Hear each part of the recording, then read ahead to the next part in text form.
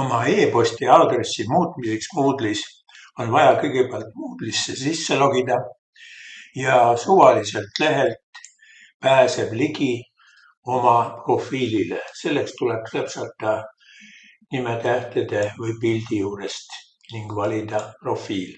Edasi profiili muutmine. Siit saab muuta ära meiliaadressi.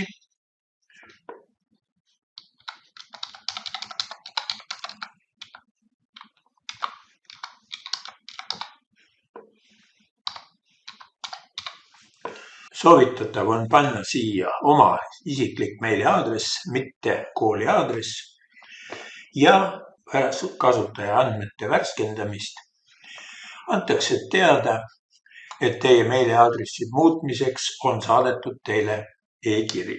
Nüüd tuleb minna oma postkasti ja oodata siin saabuvat kirja. Selles kirjas on tekst, mida tuleks kasutada lingina